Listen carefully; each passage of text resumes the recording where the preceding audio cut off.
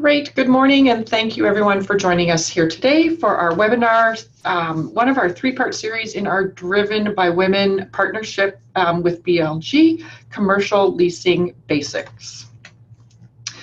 My name is Kerrilee Auger, and I'm the Skills Development Manager here at Women's Enterprise Center. I've been in my role almost 3 years now, and I work out of our Kelowna office, and I have the pleasure of overseeing all of our training programs, including forums such as this, live workshops, and some of our phone-in sessions.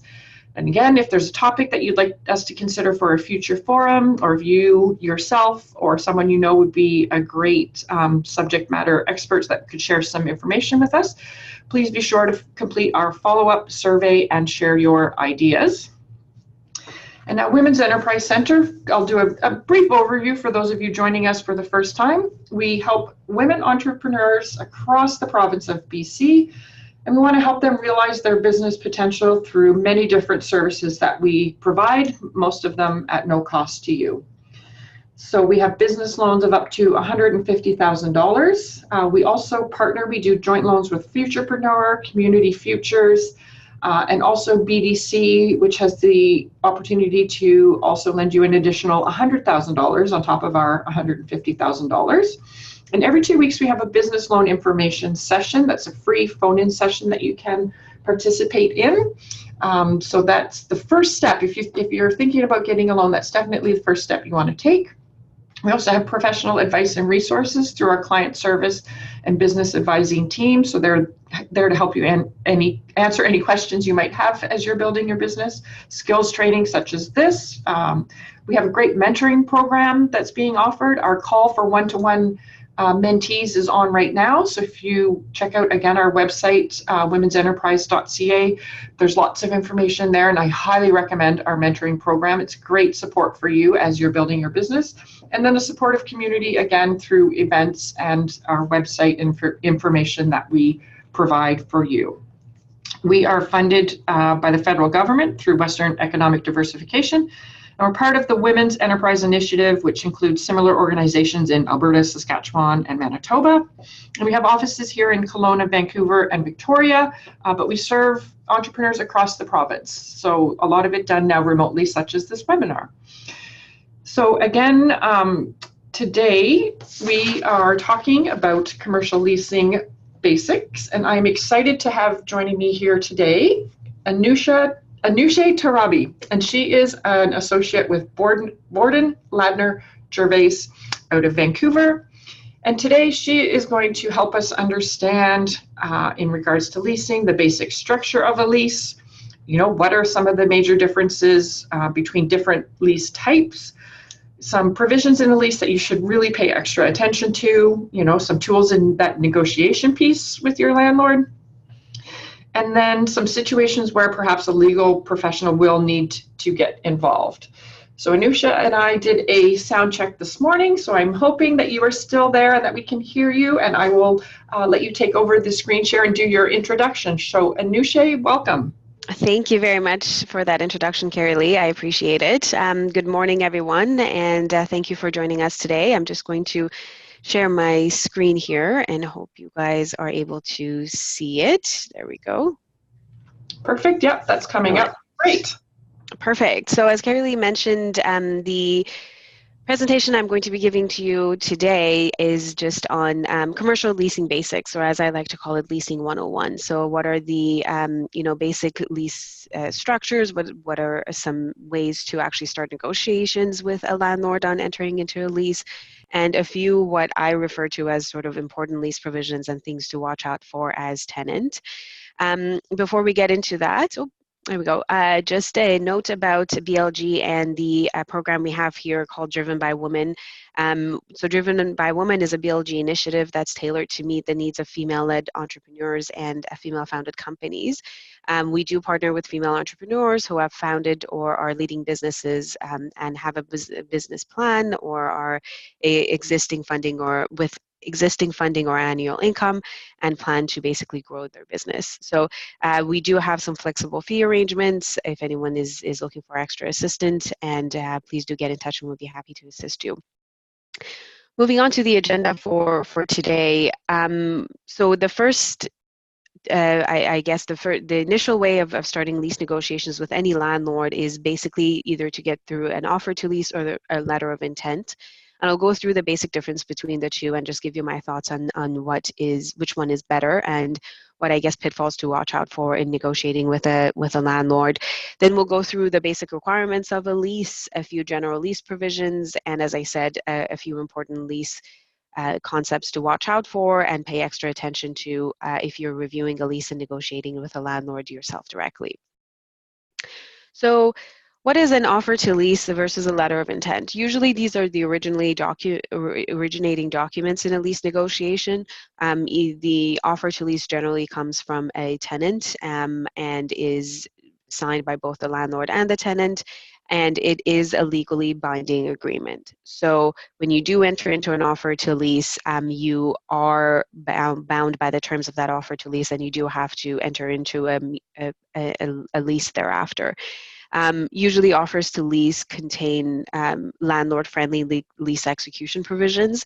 So they'll say the tenant must execute the landlord's form of lease within X number of days.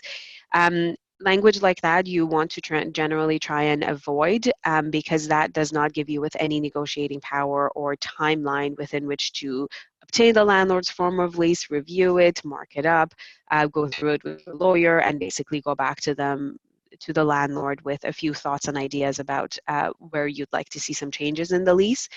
So it's much better to have a mutual lease negotiation provision that provides both parties with the right to actually review and negotiate the lease. This can usually take the form of a condition, but better yet, it would just sort of say the landlord must provide the tenant with its standard form of lease containing the terms in this offer to lease within 10 business days after execution of this offer to lease. The parties will have 30 days thereafter to negotiate the terms of the lease and the lease. Having said that, one, I guess, important differentiation between an offer to lease and a letter of intent is that a letter of intent is non-binding. If you are not able to negotiate the terms of a final lease with a landlord, there's nothing that is, the landlord will have recourse against you. Having said that, you will also have no right of recourse if you're not able to settle on the terms of a lease, and the landlord can walk away without actually offering that space to you.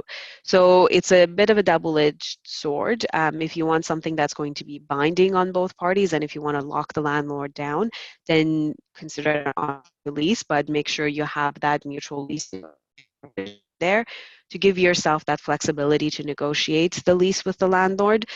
But if you're looking for something that has a bit less legal oversight and is less legally binding on the parties, then a letter of intent is probably the best way to go. Now, a lot of people generally make the I like to sort of say the mistake of not involving their lawyers at the offer to lease stage. But given that it is a legally binding agreement, it's always a good idea to involve your lawyers as early as possible. And for us to just take a quick look through the offer to lease before you actually sign it. And the reason for that is offers to lease sometimes contain provisions that go into a lease agreement. And once you've agreed to those and signed it with the landlord, then there's not much we can do. One important provision, for example, is relocation rights.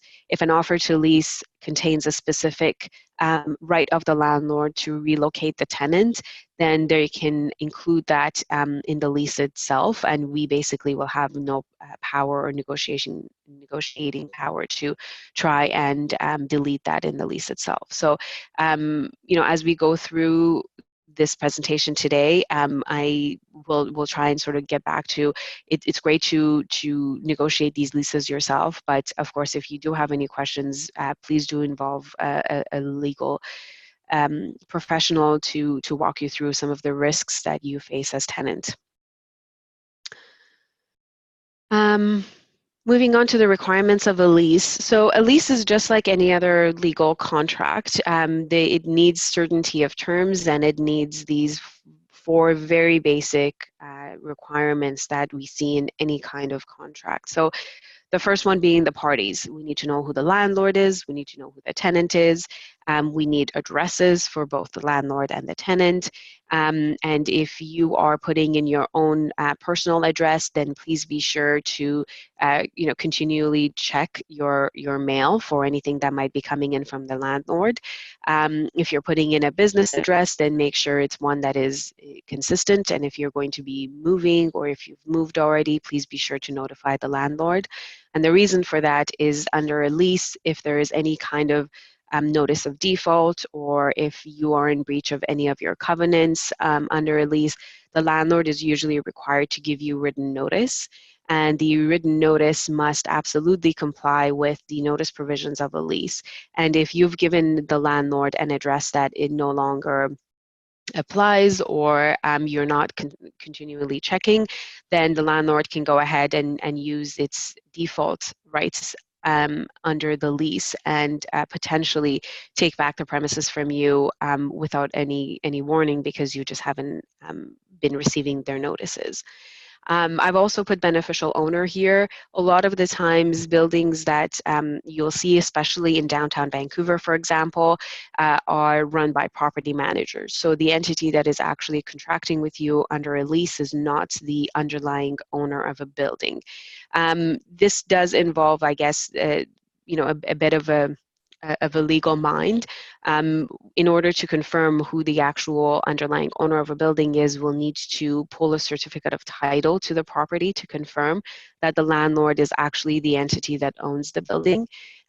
If they are not the entity that is owning the building, named as landlord under a lease, we just want some sort of comfort from the landlord under the lease to confirm that they actually have the power and authority to enter into the lease and to rent out the premises to you, and they've been given enough powers by the beneficial owner or the underlying owner to actually enter this lease. The second is the premises. So in addition to the municipal address, the unit number, it's always a good idea to include a legal description as well as a site plan, especially when it comes to office leases or shopping centers where there are multiple tenants. It's always a good idea to have a site plan that specifically points out where your premises are going to be starting and ending. I've seen leases where, for restaurants, where a patio, for example, has not been included on the site plan as part of the premises that's being rented out to a tenant. And that's quite unfortunate, because especially in the summertime in a place like Vancouver, patio revenue is quite important to tenants. So please be sure to include a site plan, and make sure that that site plan includes all the areas that you're going to be using for your exclusive use. And of course, there's the term of a lease. That's quite important as well. So, usually terms go for years or months. We want to see some sort of certainty in the commencement date. A lot of the times we'll see landlords offering what we call a fixturing period to tenants. So they'll say you have 3 months where you don't have to pay rent, where you can go in and fix up the premises for your intended use, and you can bring in your furniture and decorate it. But as soon as you start operating from the leased premises, that's when your basic rent is going to commence, and that's when the commencement date is. And if that's the case, that's fine, but it just needs to be specifically set out in the lease for what the commencement date is going to be, or alternatively, we need a very clear formula so that a third party coming into the situation and reviewing the lease for the first time can easily ascertain the exact commencement date. And last but not least, we need rent. So either that's going to be referenced either in terms of monthly payment of rent, or annual rent, or rent per square footage. Again, we need some certainty of terms here. So as long as it's easily ascertainable by a third party what amount of rent a tenant is paying to the landlord. And then moving on to what you generally see in a lease provision. So leases are usually quite long documents. Having said that, you as tenant have all the rights that are given to you, not just under the lease, but under common law as well. So if you see a lease that's 12 pages, then that's okay too. It doesn't have to be sort of 60, 70, or 80 pages. Usually when you are entering into a lease for an office building or a shopping center with a sophisticated landlord, they're going to be using their own lease form. They're not going to be very open to opening it up to negotiations, and it is going to be quite a detailed and long document. They're difficult to get through. I completely understand. So, at this point, again, if you have any questions or if anything jumps out at you as you're not sure if this is a standard common term, it's always a good idea to involve your legal professional and just give them a call and ask them.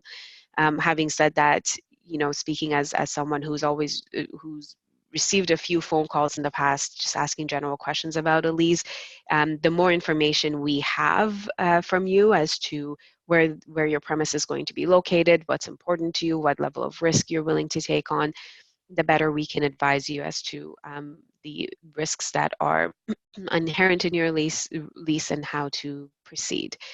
So the first and foremost provision you'll see in any lease is the demise. And this is just basically a legal concept because we need some sort of language that confirms that the landlord is actually giving you exclusive use and right to occupy that space and that premises. Then it usually goes into the term of the lease, as well as any renewal or extension rights that are given to the tenant. There is a subtle difference between a lease renewal and a lease extension. There's a bit of a difference from a legal setting when it comes to renewals and extensions. So if you have any questions about that, again, come to us in terms of which is better and which is worse. It doesn't really matter. A lease renewal basically is seen by the courts as a completely new lease. And so all of your rights and responsibilities that are under a lease basically start out as of the renewal term. Whereas a lease extension means that all those rights and obligations that have been continuing on for the term of the lease will continue even into the extension period as well. And then we have rent and additional rent. So usually rent in a lease is broken down into basic rent and additional rent. Basic rent is the amount of rent that you'll have to pay per month, and additional rent, which we'll get into a little bit later on, just includes all the additional maintenance costs, for example, insurance, property taxes, and anything else that the landlord is going to be incurring as landowner that they have a right to pass on to you. So additional rent is payable monthly along with payment of basic rent. And generally what happens is that the landlord provides you with an estimate on an annual basis of how much you're going to be paying in additional rent. You pay them your monthly proportionate share of that. And then at the end of the year, they are usually required to provide you with an actual invoice of all the costs they've incurred. And the shortfall, if any, you need to pay to them. And if you've paid any extra to them, then usually that goes towards payment of basic rent for the next upcoming month. Permitted use is another clause that you see in every lease. Again, you want to watch for the more broad the language is, the better for you as tenant. Having said that, in a shopping center, for example, you'll see permitted use that specifically says you're going to be using the premises for this specific use and for no other reason. And the reason for that is, especially in shopping center leases, the landlord is subject to a lot of restrictive covenants from competing businesses, and they want to make sure that the use you're going to be using the premises for is not going to contravene or be in violation of any of the other restrictive covenants the landlord is subject to. Then we have the tenant's repair and maintenance obligations. So of course the tenant is going to have to repair and maintain the leased premises that they're in charge of for the duration of the term. However, if this is a lease for a building or a portion of a shopping center, then the landlord is going to be responsible for maintaining the common areas and the common facilities, so things such as elevators, the main lobby. If there are any public washrooms, you want to make sure the landlord has the obligation to repair and maintain them as required, knowing full well that the landlord is going to pass on those costs to you as tenant. Then we go to assignment and subletting, which we'll speak to in more detail in a little bit. Inspection rights, this is a particularly important one if you have any customers that are going to be visiting you. So if this is a retail lease in a shopping center, you want to make sure you give yourself that extra notice period so that the landlord isn't dropping by unannounced and basically disturbing your right and business operations from the leased premises. So in a lease, usually we ask for at least 24 hours notice. Sometimes if the tenant has a lot of negotiating power, we can get up to 48 or 72 hours notice. This, of course, does not include instances where there's an emergency where the landlord has a right to come in without providing the tenant with no notice. Then we go into insurance, indemnities, and releases, which we'll talk to in a bit more detail shortly here. And then we go into relocation rights. And as I mentioned, especially in office leases in downtown, you'll see landlords sort of trying and sneaking in a relocation right into an offer to lease. And that is one that is particularly important to watch out for. Generally speaking, if you've viewed a leased premises, you like the location of it, you want to stay there. You don't want the ability of the landlord to come and give you, 12 months notice and say, well, I'm providing you notice because I want to relocate you. I have another tenant that's right next to you and they want to expand. So there are certain protections that we can build into a lease for the tenant in case of relocation. So generally speaking, the landlord has to relocate you to a premises that's nicer or is just as nice and has the same sort of access points if it is a shopping center, which we rarely see. And usually they provide you with 12 months notice and they reimburse you for the reasonable costs you've incurred in moving. Having said that, there are restrictions and exclusions on the reimbursement that the landlord is going to be providing you with. And that doesn't include basically the interruption to your business that you will undergo because of this relocation. So, if there are any relocation rights in an offer to lease, you want to be sure to cross them out. Again, having said that, it also depends on how much negotiating power you have. If you're negotiating with a landlord in a very large building downtown, you're probably just not going to have the ability to completely cross out a relocation right that's being given to the landlord, but we can certainly build in some protections for you to make sure your business is not interrupted. Then we have subordination and non-disturbance. This is definitely an area where a legal professional might want to get involved. Generally speaking, if you are a landlord, you have the right to mortgage your premises. Now, having said that, if you are going in as tenant and the landlord has already taken out a mortgage, then you want to get a non-disturbance agreement from the landlord's lender.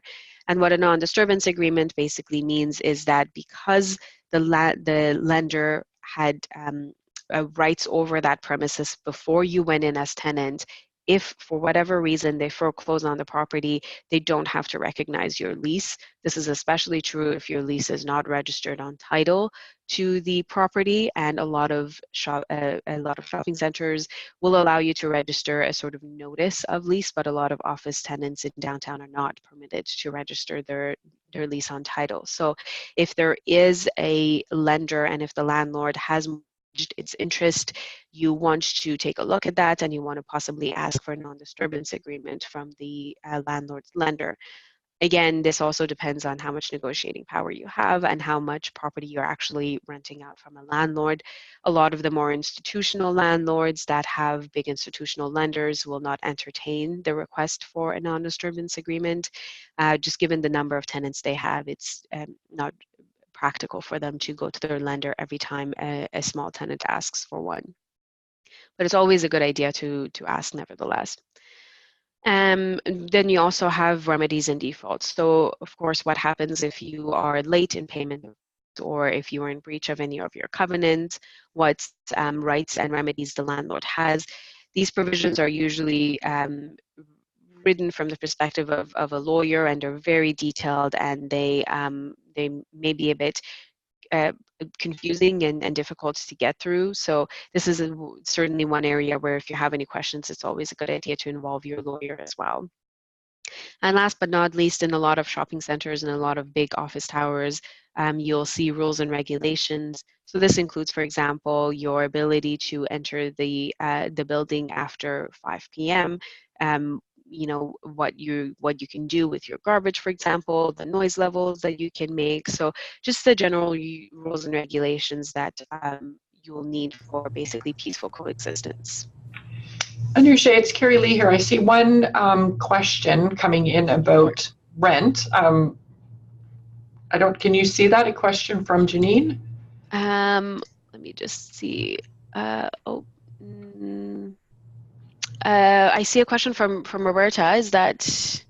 Okay, there's that one, and then in the chat, there's also a question. But if you want to go ahead and look at those and see if those are relevant or if they might be covered just in a few minutes here, I'll let you take a look. Sure. So I see the question about commission owed to the deposit holder by the landlord or the tenant may be deducted by the deposit holder from the deposit when released, so as long as any existing commission agreement with the deposit holder contemplated payment in whole or in part from the deposit. So this is... yes, so it depends on who your deposit holder is in this instance. If your deposit holder is the listing agent, then that clause does give them the right to basically deduct their commission from your deposit before they send it to the landlord. And then the landlord may in turn basically come and ask you for a larger amount of deposit. It really depends on your relationship with the broker in this instance and or with the landlord. If you've obtained a broker, then you may have to be responsible for their commission. But if it's the landlord's broker, then they may have a different agreement with them. So you do want to confirm with your broker, and if you have agreed to pay the broker's commission, then they do have a right to take that out from the deposits that you've given to them. And I'm not quite sure, Kerrilee, maybe I'll just I'll read it. I can read it out for you here. Yes, if you don't mind. Yeah. Yeah, so it says if you're in your lease, there is something unclear, such as something stated 1 to 2 years, but then in words on another page says year 1. The property management is saying that my first year is X dollars, but I was under the impression it was 1 to 2 years at that amount. I am past year 1 and according to them into a higher rent for year 2. Because it was unclear on the 3 pages, do I have any recourse? So again, I'm going to answer with the lawyer's favorite answer, which I know is not always what our clients like to hear. But again, it really depends. Usually, what we see in basic rent is that you'll see it escalating from either year to year or a certain lease period. But it depends on what the lease says. If it says lease year 1 and lease year 2, then generally lease year is defined from your commencement date and it continues until the December year end of that date. But if it says fiscal year 1 and 2, then that commences from January and it goes all the way up until December. So if your lease says that basic rent is payable for lease year 1 and lease year 2, then you may be still in lease year 2 depending on when your commencement date started. But if there is a general contradiction between any pages of a lease, then it's going to require a bit more of a legal analysis to determine which provision and which section basically prevails in that situation. If there is a letter of intent or an offer to lease, then you can always go back to that as well and tell the property manager or the landlord that this is what was intended as shown on the offer to lease or the letter of intent. Years 1 and 2 were always meant to be at a lower rate, and years 3 and 4 were always meant to be at a higher rate. And so the intention of the parties was for that rent escalation to take place after the expiry of year 2. So you know, it just depends on what the lease says and how I guess how much the two provisions contradict with one another. Yeah. Okay, great. And I see a couple more questions coming in around leasing terms and extensions, et cetera. I don't want to jump ahead of your content. Is that something you're going to get into in a little more detail and maybe we can go back to these questions? I'm actually not speaking about leasing terms or extensions per se. So if you have any questions, I would love to answer them right now. The three provisions that I'm going to be talking in a bit more detail about are assignments, operating costs, and insurance. Okay. So the first one here is if I want to finish my lease term, is it possible to do a month-to-month continuation of the existing lease? Or if we want to break out of the lease earlier than the term stated, what are the consequences? Mm-hmm. And then again, kind of playing off of that question, another related to term is, how does it work if I sign a 5-year lease in a building and then the landlord decides to redevelop the land? How much notice do they have to give me? So when it comes to a month-to-month lease, yes, absolutely. If your lease term has ended, there's a provision in a lease that we call overholding. So basically that means if a tenant remains in possession of the premises at the end of a lease term, the overholding provision kicks in. Usually landlords will ask for 150 times the basic rent. So that just means your basic rent is going to escalate. You'll continue paying additional rent, but that you'll be considered a month-to-month tenant. Generally speaking, a month-to-month tenancy is not a good idea for tenants because the termination rights that gives to the landlord is going to just be that. It's going to be a month-to-month termination. So if you've been overholding or if you're on a month-to-month tenancy relationship with a landlord right now, then the landlord doesn't need to give you any period for terminating the lease longer than a month. So if you know you're going to be in the premises for longer than a month, then I always recommend that you do at least 1 year. Having said that, you are going to be locked in for that long. And that goes into the second question of what happens if you want to terminate your lease earlier. Unless there's a specific termination right given to a tenant under a lease, usually you need to go to the landlord and you need to tell them that you're terminating the lease early. They'll ask for what we refer to as a surrender fee. So generally speaking, a surrender fee is basically anything from 3 months rent upfront to 6 months rent. And it just depends on how willing the landlord is to negotiate with you for that surrender fee. But you will have to pay a fee for terminating your lease earlier, unless there's a specific termination right provided to you under your lease. And the last question about developing the lands. Usually this is very rare, but if a landlord is very sophisticated, they will have a right under the lease for them to terminate your lease if they are going to redevelop or renovate the lands. Generally speaking, they'll say they'll give you 3 to 6 months notice, and you're basically, that's it. They're not going to be paying you anything for your interruption to your business, and in exchange for you having to find new premises to rent. But if there are no such provisions in a lease, it gets a bit more complicated.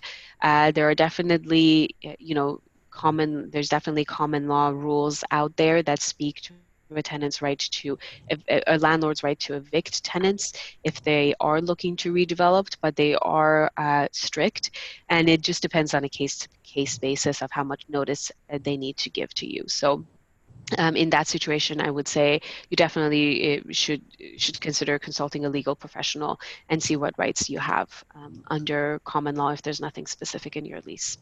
Yeah, so Janine had followed that up with, the same thing, referring to it as a demo clause. And she says, I have 6 months.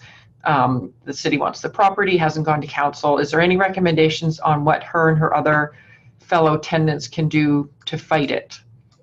So if the city wants the property and if the city is actually expropriating the property, that's a different story. Expropriation is a bit different than demolition. If the landlord is looking to basically just knock down the building and redevelop it, that's your right. usually what we call a demolition or renovation clause. But if there's an expropriation proceeding and the city is actually looking to expropriate the lands, then that's a different story, because the landlord is actually in a way selling that property to the city, and they're receiving fair market value from the city for it. So that will likely be dealt with in a different provision under your lease, and that heading will be called expropriation. If you're, a small tenant, then it's very likely that you have no right to any of those expropriation proceedings. But if you're a sophisticated tenant, and if you manage to sort of negotiate a good clause under your lease, you may be entitled to a bit of those expropriation proceedings, just because of the fixtures and the improvements that you've made to the property. Okay, and then one question came in from Julie here. What are the pros and cons of using your own broker to initiate with the landlord's broker as compared to doing it yourself initially with the landlord's broker? So, it's always a good idea to involve a broker. They have a lot of information about what is considered standard rent, what is considered additional rent, what landlords are considered good landlords out there versus what landlords are, a bit more tricky to deal with. Right. If you're dealing directly with the landlord's broker, I think it's always a good idea to get another professional yourself. Brokers are like lawyers. They have their own specific language, and they have their own negotiating tactics. So if you are able to involve your broker as well, I would highly recommend that. Having said that, if you want to keep things less complicated, and if you would rather just speak to the landlord yourself, that's always a good idea as well. Okay, great. So I think that's good for the questions for now. There's another one there, but we'll look at that in a moment. I'm going to let you continue on with your presentation and see what else pops up. Thank you. No problem. Okay, so moving on to the specific lease provisions that you should watch out for. Starting off with assignment, subletting, and change of control. I will pause here to say that if you are reviewing a lease yourself, one of the things that you want to watch out for, and if they've given you a Word version or a searchable PDF, you should do a Control F to see just for consent. There are a lot of instances throughout a lease where you need landlord's consent, and under no circumstances should the landlord be able to arbitrarily or unreasonably withhold its consent. Generally speaking, landlord's consent is required for assignment and subletting. It's required for any alterations you're making to the leased premises, and in a few other instances as well, depending on how, I guess, how much control the landlord wants to have over that premises. For example, if you're putting up any signage, they might need their consent as well. And again, you always want to be sure that the landlord has to give you its consent reasonably. You also might want to consider adding the words delayed and conditioned to that sentence as well, so that the landlord is not able to unreasonably delay or condition its consent for you. And that's not an unreasonable ask, even for a small tenant. Having said that, given the vacancy rate, for example, in downtown Vancouver, sometimes we get leases from landlords that are, completely unwilling to make any changes whatsoever. And it just sort of depends on how badly you want the premises and how much you're willing to take on that risk. But asking for a landlord's consent to not be unreasonably withheld is quite a reasonable ask for any tenant under any circumstances. Especially when it comes to assignment, subletting, and change of control. Generally speaking, you'll need the consent of the landlord to assign the lease or sublet all or a portion of the premises or undergo a change of control. That's the starting point for a lot of leases, unless you're a big anchor tenant or you have a lot of negotiating power. Most of the time, this also applies to you mortgaging your leasehold interest as well. And most of the time, it involves to direct as well as indirect changes of control.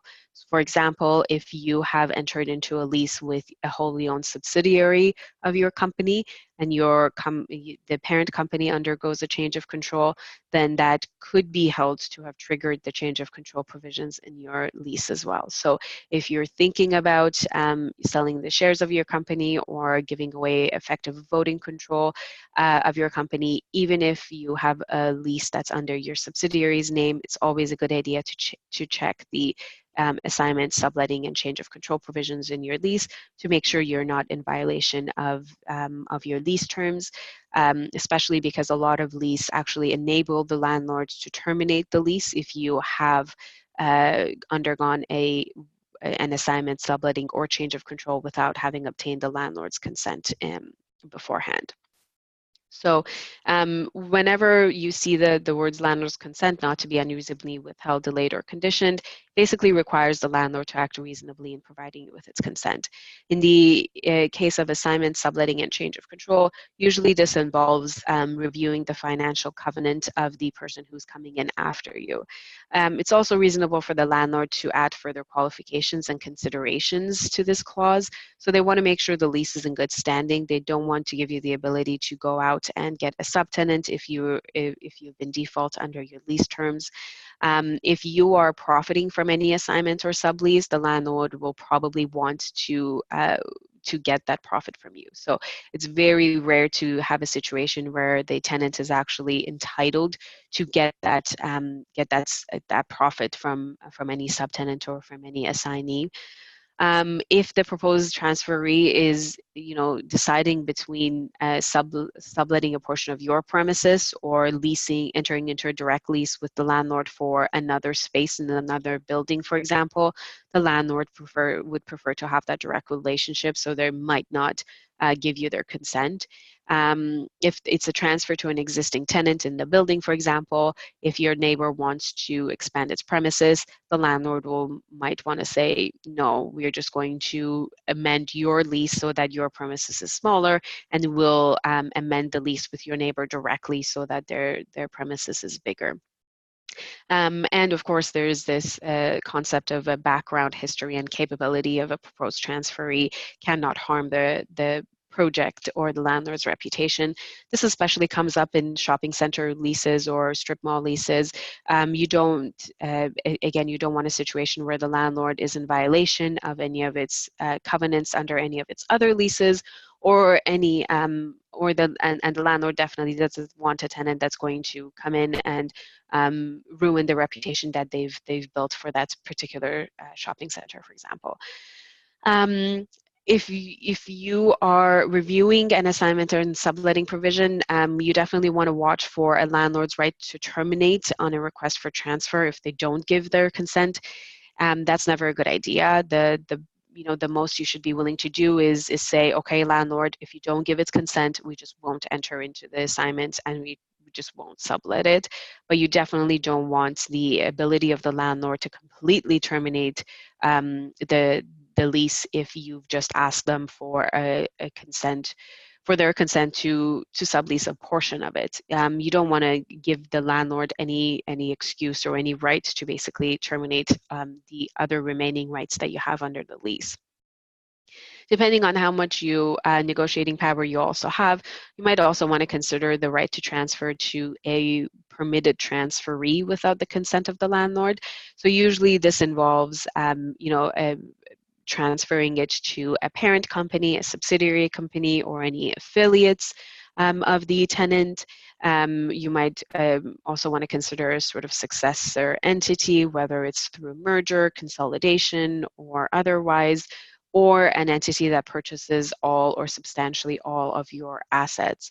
And this is especially important for up-and-coming businesses, where if you are to merge with another company, or if you decide to expand your business and create a parent company, and you, for liability purposes, you're looking to have the lease under the name of an affiliate of the tenant, then you don't want the landlord to hold up that internal reorganization. So you want them to have the ability to assign assign the lease to an affiliate without consent of the landlord. Most of the time, landlords will agree to it, but they'll just require notice before you actually do that, and that's fine as well. Moving on to additional rent. So this is an area that's usually a bit of a black hole, because a lot of times you'll see, you know, these very long operating cost provisions that say this is a net lease and the landlord is not going to be responsible for anything. What does a net lease mean? Basically just means that the landlord can pass on every right and the landlord can pass on every costs that are associated with owning and maintaining that building down to the tenants.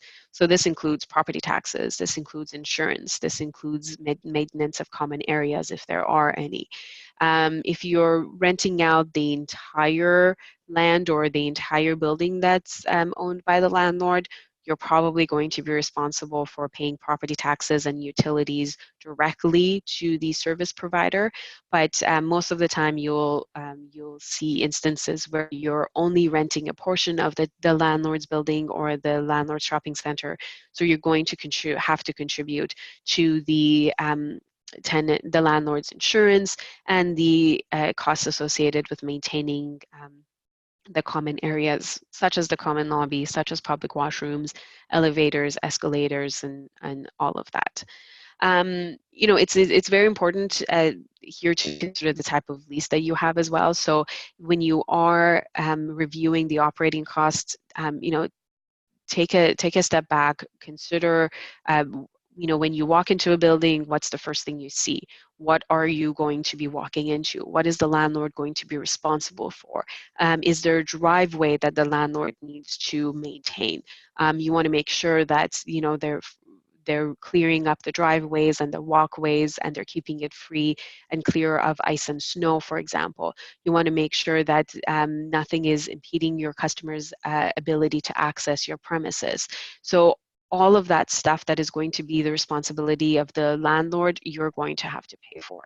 But it's always a good idea to take a step back and actually visualize yourself in the space, because that also goes into what your obligations are going to be for maintaining and repairing, and what the landlord's obligations are for maintenance and repair as well.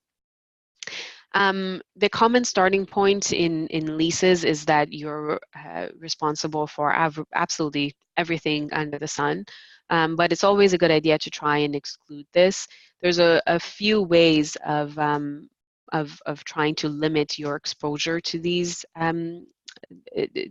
additional costs. If you are dealing with a broker, it's always a good idea to get their thoughts on this, especially when it comes to what we refer to in the industry as a CAM cap. So CAM is basically short for common area maintenance costs. And a CAM cap is a cap on the tenant's contribution to these common area maintenance.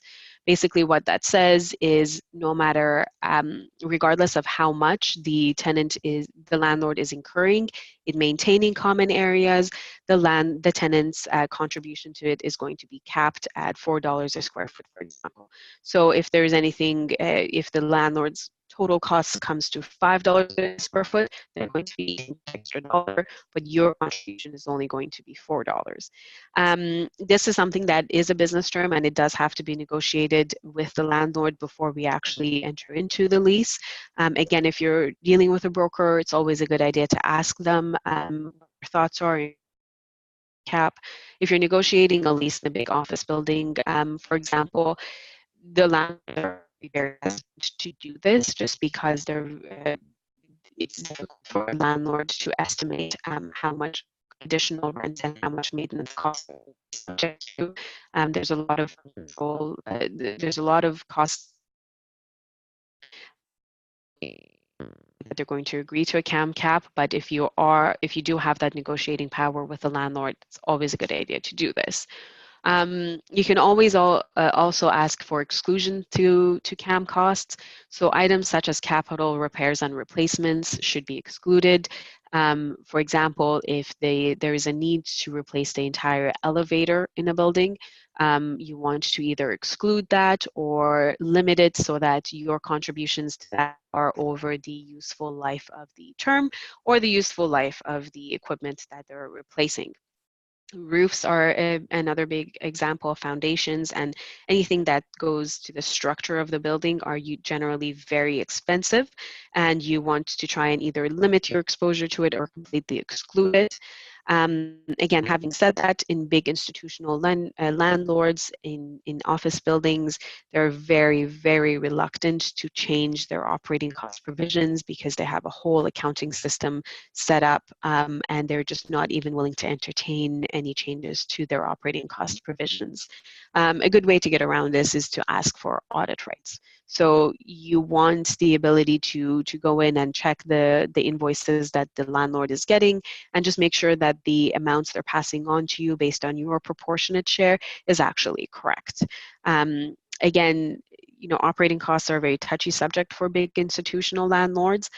So if you are able to negotiate any kind of cap with a landlord right off the bat, that's always a good idea. But be prepared to just let this one go, because very rarely do we actually get any kind of compromise from a landlord when it comes to operating costs. Are there any questions on operating costs before I move on, or? Nope, I think we're good.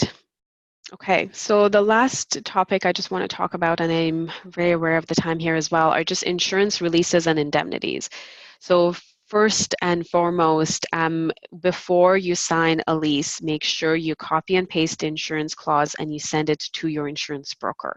Make sure you are actually able to get those insurance and requirements from your insurance broker before you agree to it. This is incredibly important because there may be something, a nuance in there that you're not familiar with, and when you send it off to your insurance advisor after you've signed the lease, they'll come back and say your premium has doubled because of what you've agreed to under a lease. So please be sure to review the insurance requirements with your broker before you agree to it. Releases and indemnities are also another area where it's very tricky. There's a lot of legal jargon that's involved in it, and it's always a good idea to get a lawyer or legal professional involved. The truth is, releases and indemnities and insurance generally, they get at risks that the practical reality of anything happening is very, very low. But if anything does happen, then it could expose you to massive liability and massive risks. So if you are going to get advice from any professional on any provision of a lease, it would definitely be your insurance release and indemnity. So what is a release and indemnity? Basically, leases always contain releases and indemnities in favor of the landlord. The landlord does not want to be liable for anything related to any death or any injury or any property damage that comes out of your use and enjoyment of the leased premises.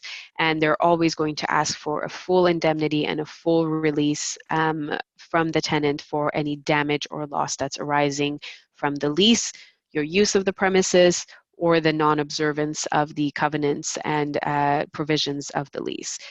However, if you can, try to accept out any damages or loss or liability that's caused by the landlord's negligence.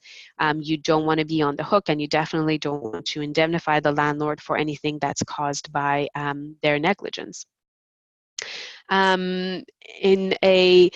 Another very important requirement is that in a net lease, as I mentioned, you are expected to contribute to the landlord's insurance. Under common law, this basically means that you are technically an additional insured under that insurance. So under common law, the landlord's insurer, if they pay out the landlord in the event of any damage, they're not allowed to come in and then sue the tenant in turn for the amount to the landlord. So a really good example of this is, let's say you have a restaurant in an office building, in the bottom floor of an office building. For whatever reason, there is a grease fire, and not only does your restaurant burn down, but the entire $200 million building burns down as well. your insurance is probably not going to have enough coverage to cover the $200 million building that you just burned down. They're going to pay you the $5 million. The landlord is going to come and ask you for that $5 million that your insurance paid. And then the landlord is required to go to its own insurer and get the remaining $200 to replace the building, $200 million to replace the building. What we don't want is a situation where the landlord's insurer pays the landlord and then turns around and sues you for the amount they've paid to the landlord. Now, in order to make sure you have the protections under the lease, we ask for what we refer to as a waiver of subrogation.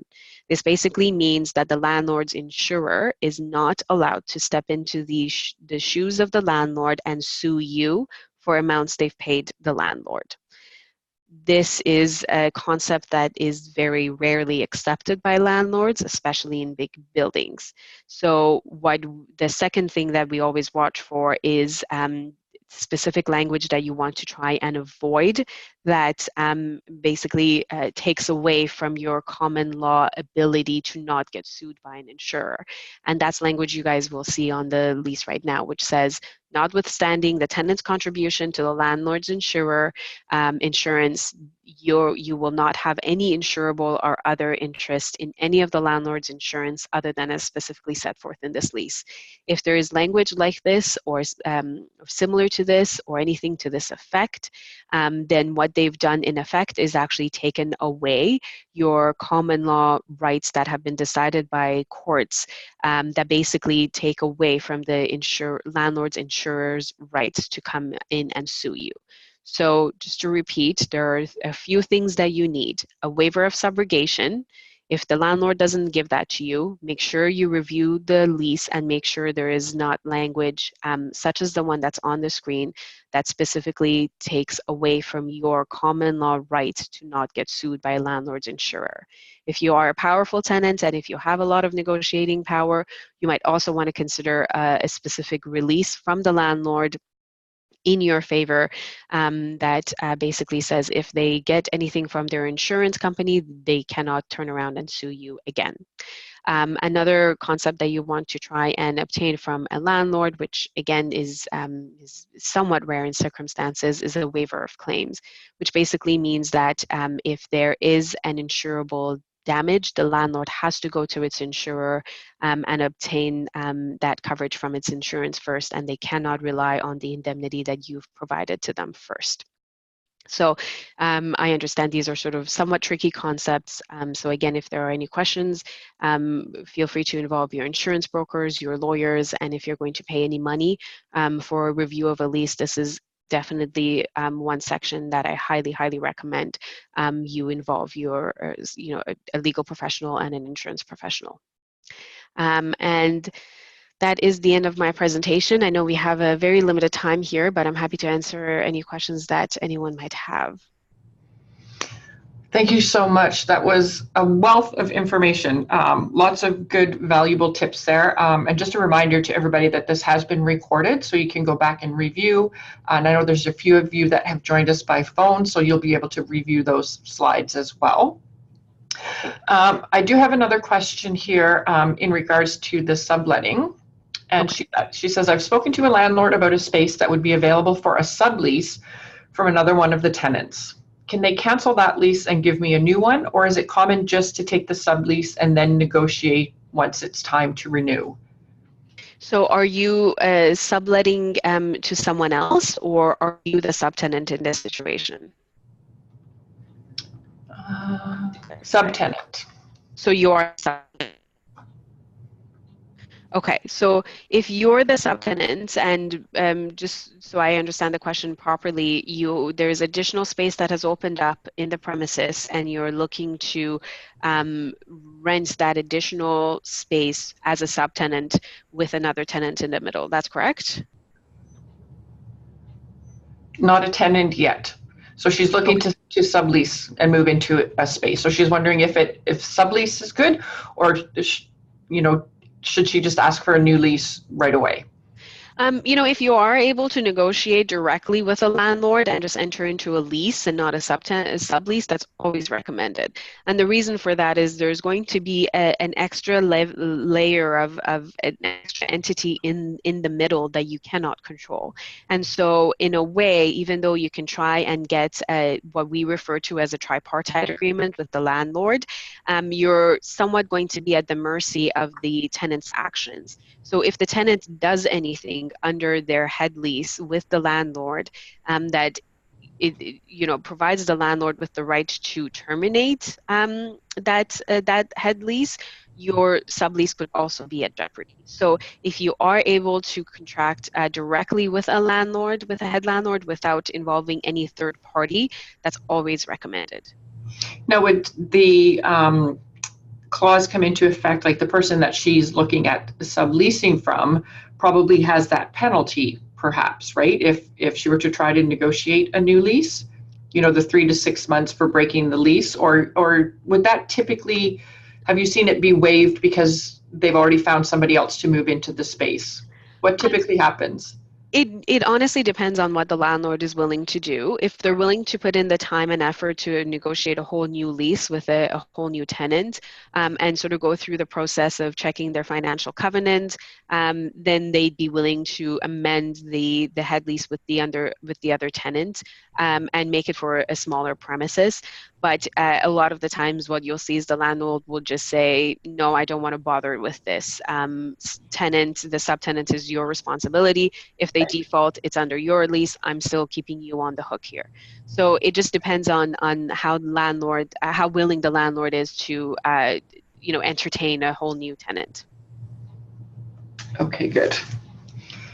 Perfect. I see we're a couple minutes over time here. I have Shala asking, is there a rule of thumb for how much of your business's revenue should be allocated to a lease? Is there a percentage, like a rule of thumb?